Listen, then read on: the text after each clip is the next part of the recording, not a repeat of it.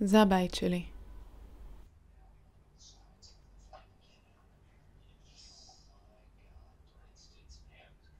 בית הוא מחסן לדברים שאספת בדרך. צבעים שחוזרים. צרכים שמתממשים. חיים.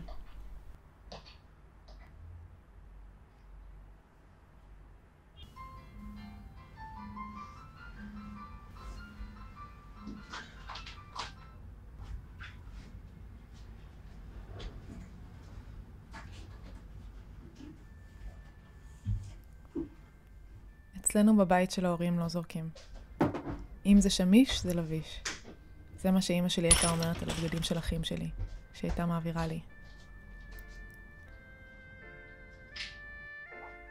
עוד יש בגדים לתינוקות שמחכים לנו בבוידן, שמחכים לי בבוידן. אחים שלי כבר אמרו להם לא, אבל בינתיים לי הם מחכים.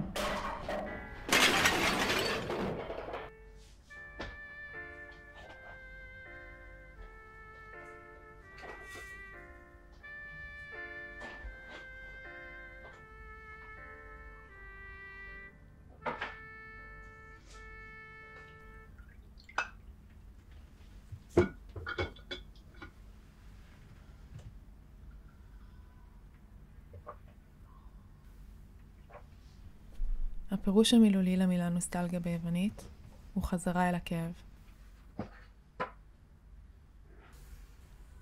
עיוות בלב. עיוות שלוקח אותנו למקום וזמן שאנחנו משתוקקים לחזור אליהם. בחלקם הייתי ובחלקם לא.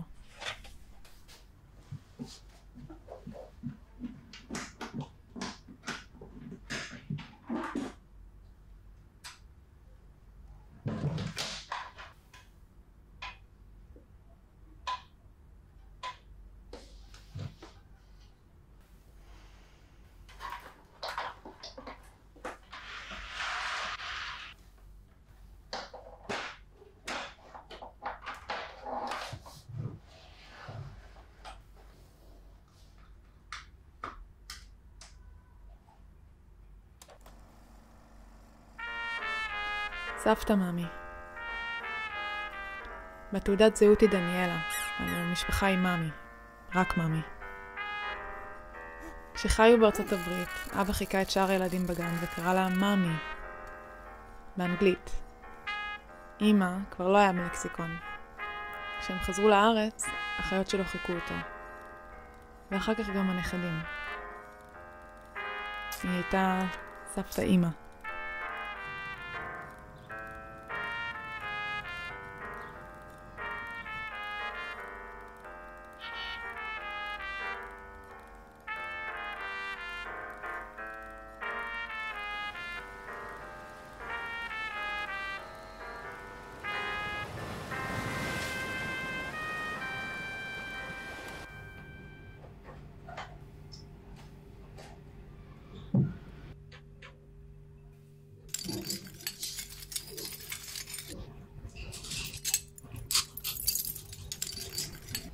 היא לימדה אותי לצייר, ובכלל אומנות.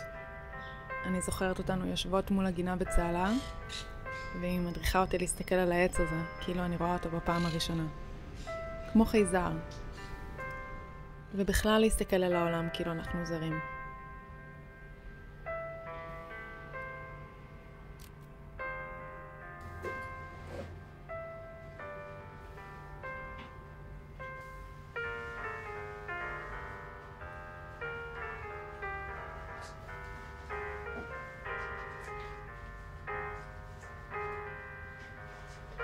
אמא של סבתא מאמי, דורה, תפרה לה את הסמלה הזו. וסבתא רקמה את הפרחים, שפעם היו בצבע תכלת. דורה הייתה אומרת לסבתא שיפה רק מאחור. כשסבתא ראתה את הדמיון בינינו, אמרה שסבתא דורה בלבלה את המוח.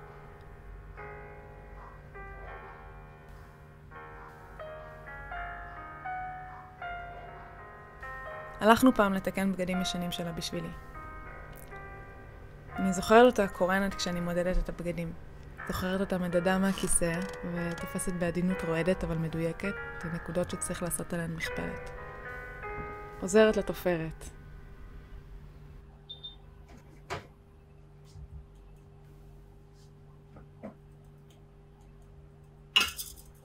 מתי מוותרים על זיכרונות?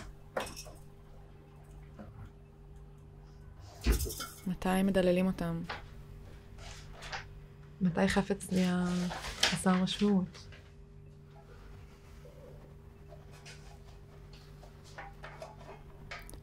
זה היה של מישהו שאכפת לי ממנו. זה היה של מישהו שאני אוהבת, והוא שמר את זה עד עכשיו.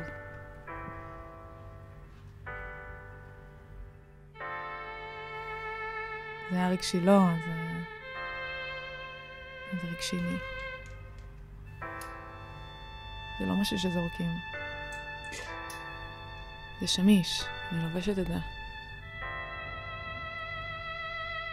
אז איך אפשר?